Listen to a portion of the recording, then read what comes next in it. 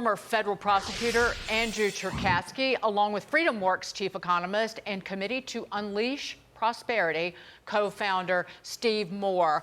Andrew, let me start with you on this. This clearly violates the Eighth Amendment's guarantee against excessive fines, which there's an analogous provision in the New York Constitution.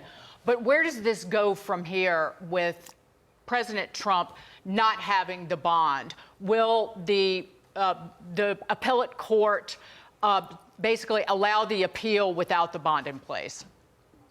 Well, you're right on to say that this screams Eighth Amendment issues. The question is, how is it going to work its way through the Court of Appeals? I'm hopeful that the New York court will take a reasonable look at what Donald Trump is asking for, which is a much lower bond, or even saying that he should be able to go through the appellate process with no bond at all. I think that's a very reasonable ask under these extraordinary circumstances. But even if that doesn't happen and he's not able to post the bond by Monday, I don't think that that exhausts the legal remedies and the appeals that Donald Trump will have. And this could very well be the type of thing that makes its way to the Supreme Court quite quickly. You know, Steve, with a judgment this size and the requirement, I mean, Donald Trump would have to post a bond 120% of the judgment due. In essence, Trump said they're looking for assets of $1 billion. This has to chill every single business in New York to say, if it can happen to Donald Trump, if they can go after Donald Trump and put that guy in a corner, this can happen to any of us. And I have to imagine there has to be businesses rethinking their allegiance in business models in this state. Yeah, New York, Sean, has one of the most unfavorable business climates, according to ALEC, the state legislative group. And it's one of the reasons that people have been moving, especially businesses and successful people. And this is just basically a sign by the judicial system in New York that we are not open for business, that we view businessmen and businesswomen as kind of enemies of the state. And let's not forget that Donald Trump, whether you like him or not, is a guy who helped build modern New York. He built huge buildings. He, has been a fixture of the community there, and this is the repayment for him. I think it's outrageous, and I think a lot of the viewers of this show agree with me that right now in America we have a two-tier justice system, especially in blue states like New York.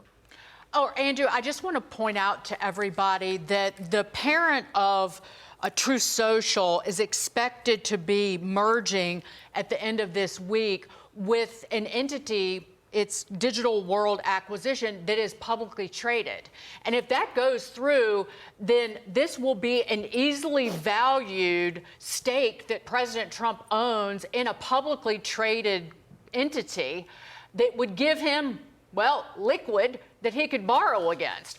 If he could borrow against that money, his stake in it's worth at least a couple of $1 billion potentially. Could he just borrow against that and not need the bond? Is he allowed to just put up, if he can get a couple, get the money in cash and just dump it in with the court, is that allowed? Or just dump the cash with a surety company maybe?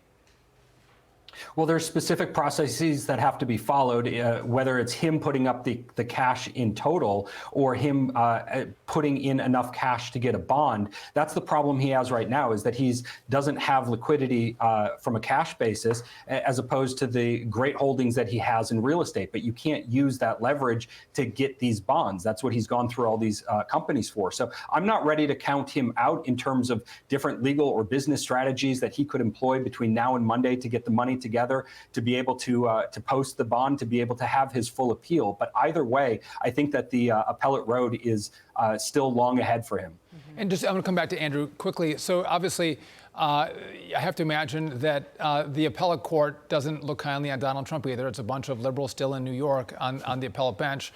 And so we've had this conversation about the Eighth Amendment and a federal route for appeal.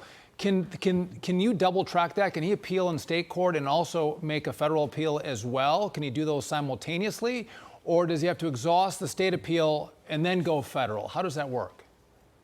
So he would have to exhaust the state appeal. Effectively, what I would imagine he would do would be on Monday, he would file his appeal. It would be rejected by the court if they're still requiring that bond because the bond isn't there. Then he would appeal up to the next layer of the New York appellate courts in order to complain that the appeal should have been considered despite the bond. When that's rejected, then he could have his path to the Supreme Court as a direct appeal from a state high court decision. And Steve, in terms of, this is what someone told me who worked in business for a long time, the message is back the wrong person politically, and these bureaucrats, these politicians will go after your business, and they will try to bankrupt you for their own political gain. I'm surprised that more, just based on the trial itself, more businesses haven't skedaddled from this hellhole.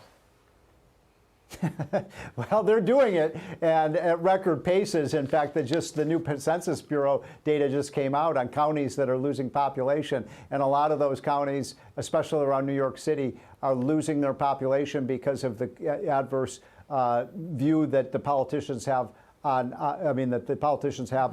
On Trump. But here's an interesting thing I want to tell you guys. I was fortunate enough to have dinner with Donald Trump Thursday night in Mar-a-Lago. And I just got to tell you, the guy is upbeat. He's just charging forward. You know, most of us would just be wilting under they want to put him in jail for 550 years. And he's talking about making America great again and how to get the economy back going. He's like a superhero in that way, that he's able to deflect from all these crazy lunatic charges against him. And I just think that's a really admirable feature of Donald Trump. Donald Trump is a unique cat for sure. He keeps charging on with a great attitude. Andrew, thank you for being with us. Steve, I'm going to ask you to stick around for just a little bit. We have some more questions for you in just a little while. But Andrew, thank you for being with us. We appreciate it. All right, Americans are hitting the polls in Arizona, Florida, Illinois, Kansas, and Ohio. They're holding presidential primaries today. In Ohio, all eyes on the Senate primary. It's a pivotal seat for Republicans to gain back control of the Senate. 3 Republicans are running for a chance to face off against the only Democrat senator remaining in the Buckeye State, and that would be Sherrod Brown.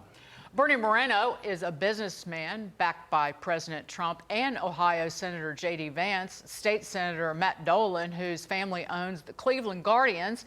He recently caught heat from Trump for changing the team's name from the Cleveland Indians. Wait, they changed their name? And the last on the list, Secretary of State Frank LaRose. All right, moving on to Illinois. Chicago voters are deciding whether they want to change the way real estate is transferred or taxed, and they're proposing a new mansion tax in that city. Kelly Severia is live in Chicago to break down the mansion tax. Hey, Kelly. Hi, Sean Dagan. We saw this happen in LA, where they imposed this transfer tax after it passed by 58% in 2022. That was for properties over $5 million. Now, here in Chicago, people are voting on the same kind of graduated tax for properties over $1 million. Let's talk about what we're dealing with right now. The tax is $3.75 for every $500 of the purchase price. The proposed tax model would cut that down by 75 cents for properties sold for less than $1 million. So that's a 20% decrease. For sales between $1 million and $1.5 million, the rate would become $10 for every $500 in value. Then over $1.5 million, you're looking at the tax increasing to $15 for every $500 in purchase price, thus making a $200 million properties taxes increase from $15,000 to $60,000. Supporters tell us that this could possibly raise $100,000 to combat homelessness in the city. But the opponents of this tell me this isn't just these big skyscrapers like the ones behind me that we're talking about. One thing that we're very concerned about in the areas of the Black community like Brownsville, where there have been several people since the 1980s who've invested in that area, and they own properties that are now worth over $1 million. And, you know, that community will suffer from this. Some of these estimates say that there's about 40,000 of these different businesses that, or I should say, properties that are owned by everyday, hardworking people in Chicago. Sean Dagan. Kelly, thank you so much for laying out this stupid idea coming out of Chicago. All right, from on this, let's welcome back Steve Moore. Steve, you're the son of Chicago. It was yesterday or 2 days ago. Right. Yesterday we were talking about the reparations push that's happening in Chicago, where they want descendants of slaves to not pay property taxes. Now we have a mansion tax. So just play out what Chicago looks like if they have reparations and they have a mansion tax. What happens to people with money in that once great city? Yeah, Sean, I mean, as you know, this is heartbreaking to me because I did grow up in Chicago and I love that city. I think it's one of the 10 greatest cities in the world. I'm a little biased, of course, but you know, to see what's happened in the last 4 or 5 or 6 years, and then a year and a half ago, the city of Chicago, the residents voted for a Marxist as their mayor, and he is a true Marxist. He believes in income redistribution, sock it to the rich, and guess what? They're leaving, just like we were talking about before. You know, Ken Griffin had one of the biggest businesses in the Chicago area, employed hundreds and hundreds of workers, was, by the way, the biggest philanthropist in the city. He provided everything from homeless shelters to, you know, soup kitchens to giving money to the museums, you know, hundreds of millions of dollars. Well, he's out of there because of these high taxes, the anti-business atmosphere, the crime in the street, and Chicago has lost its luster. It's that simple. And I guarantee you, Sean, these folks are going to leave Chicago. They may even go to Wisconsin, for goodness sakes. Just how stupid are these liberals that they pick up these ideas that have failed in other places?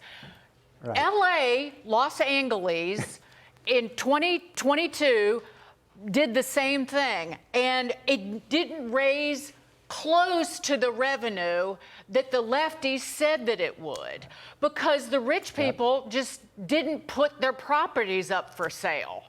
And so the initial estimate for LA was that almost $1 billion, $900 million, was going to come in new revenue in a year. And then it turned out it was like 1/10 of that, maybe 1/9 of that. You're right. So California is another example of just a sad state of affairs in America. What is it about these progressive cities and progressive states that are supposed to be workers' paradises and everybody is leaving? I don't know if you saw the news just in the last 24, 48 hours that California now has, once again, a record budget deficit. They can't balance their budget. And this is a state that already has the highest income taxes, the highest property taxes, the highest sales taxes, the highest gas taxes. And you know, at some point you might figure out, hey, maybe we should cut our taxes and people will come back. The Californians, you know where they are now? And they're in Texas and they're in Florida. Well, Steve, let's stick on the theme of bad ideas. So while the Federal Reserve hosts its March policy meeting, progressives are hoping to pressure the institution into lowering interest rates. Senator Bernie Sanders and Elizabeth Warren, joined by nearly 20 House Democrats in a letter pushing Jerome Powell to start cutting interest rates ASAP. Steve, double-edged sword. Cut rates, yeah, they go down, but you're going to fuel inflation, and you're going to lose one way or the other. Yeah, you better believe it. I don't see the case right now, Sean, for cutting rates. And I wish I could see the case for it, but I don't. If you look at what's happened to commodity prices, if you look at what happened to the gold price, look what's happened to Bitcoin. These are all alternatives to the dollar. And there are places people rush to for refuge when they think inflation is rising. And inflation is rising. We have not slayed the inflation dragon. We have not. And the idea that now, have you heard, Sean, they're talking about saying, well, maybe 2% inflation shouldn't be our target. We're going to raise it to 3%. I mean, that's just giving up the fight against inflation. And I guarantee you go to the grocery store and ask people, do you think we've slayed inflation? I bet 90% of the people can say, hell no, prices are as high as ever.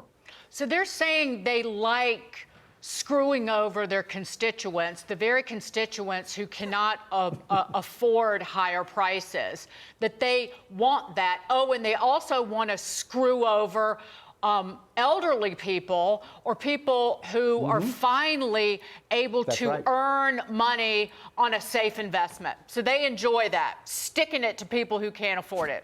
Final word. Yeah, the irony, of course, and you're exactly right, Dagan, and the irony is the left keeps talking about how they care so much about poor people, and then the elderly. Who are the people who are the victims of high inflation? Not Bill Gates and Warren Buffett. It's people who are struggling paycheck to paycheck, maybe earning $15 an hour and can't afford to pay $9 for a box of Cocoa Krispies. They can't control inflation. They think they can control the Fed. Bad idea. Steve Moore, always good to see you. Thanks for being with us. We appreciate it. You too, guys. Take